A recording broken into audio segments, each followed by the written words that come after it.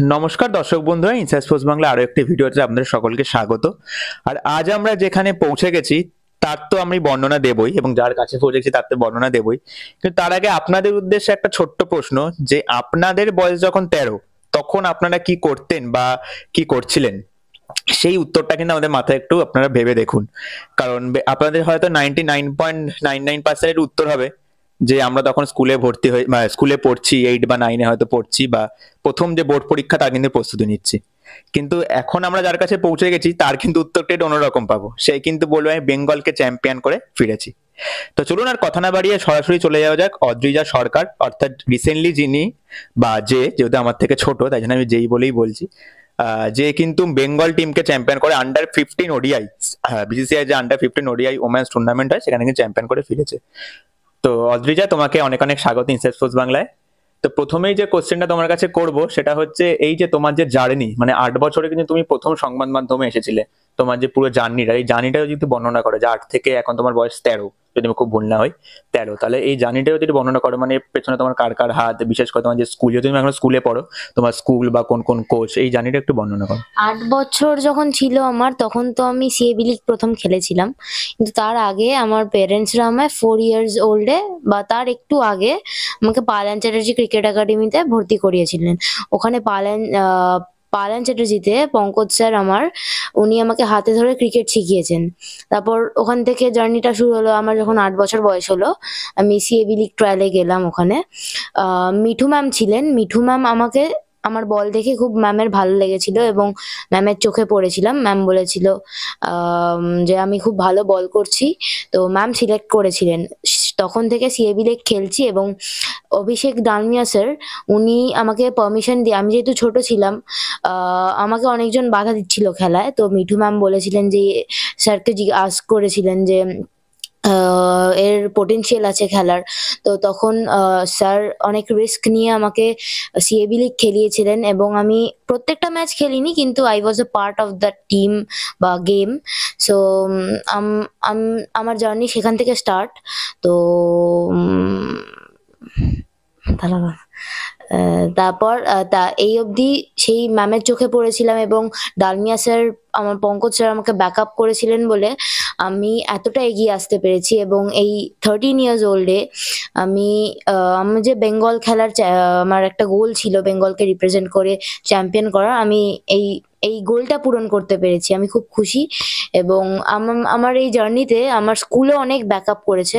যেমন জুনিয়র স্কুলেও যেমন আমাকে ব্যাক দিতেন ওনারা, হেড স্টাফ থেকে টিচিং স্টাফস অব্দি, এখনো তেমনি আমাকে ব্যাকআপ দেয় এবং বলে তুমি আমাদের গর্ব স্কুলের। এবং যেহেতু চ্যাম্পিয়ন হয়েছি, আমাকে অনেক কংগ্রাটস করেছেন ওনারা। আর আমার ফ্যামিলি, আমার বাবা মা না থাকলে এতটা আসতে পারতাম না আমি। তো এই আমাদের ভারতবর্ষের পৃথিবীতে কিন্তু প্রচুর রকমের খেলা আছে, তো এত খেলা থাকতে ক্রিকেটকে কেন বেছে নেওয়া, মানে ক্রিকেটের মতো একটা গেমকে কেন বেছে নেওয়া? হ্যাঁ, সে তো আমি জানি অনেক খেলা আছে। মানে including football is my favourite. তো ফুটবলেরও আমি অনেক কিছু জানি। কিন্তু আমি ছোটবেলায় আমি, দাদা, জেঠু আর পাপা গলিতে ক্রিকেট খেলতাম।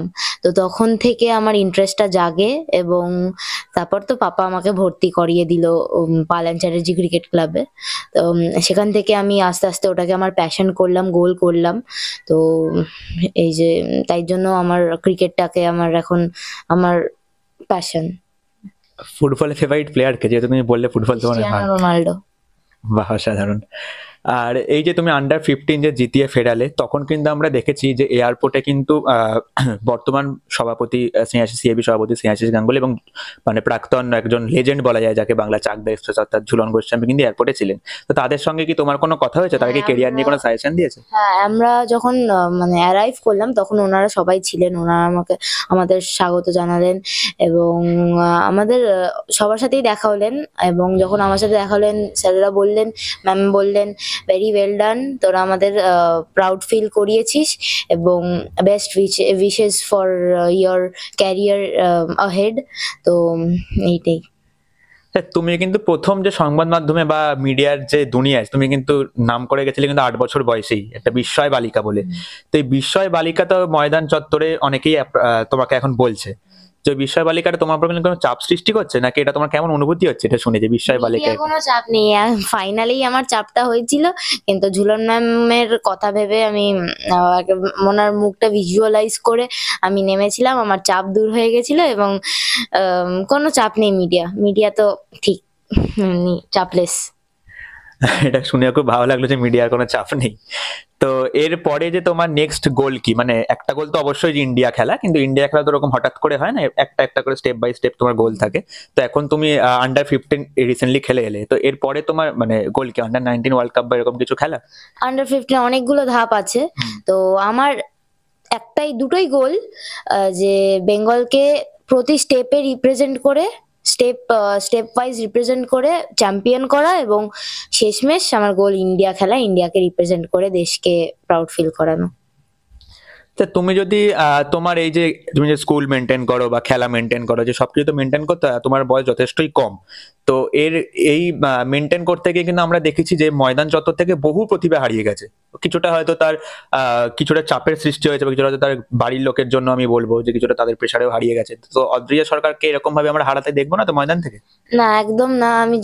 আমি যখন এই গোলটা আমি সেট করেছি, আমি সাকসেসফুল হয়ে ফিরবো, আমি এটা মা বাবাকে সবাইকে আমি প্রমিস করছি। তো আমি এর জন্য 110% দেবো, 110% না 200% দেবো। তো আমি একদিন ইন্ডিয়াকে রিপ্রেজেন্ট করব, দেশকে প্রাউড ফিল করাবো, হারাবো না।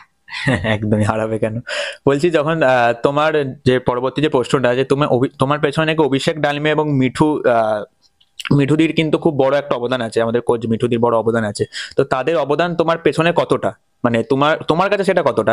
তাদের অবদানের কথা আমি মানে বুঝিয়ে বলতে পারবো না। ওনারা না থাকলে আমি এত দূর আসতে পারতাম না।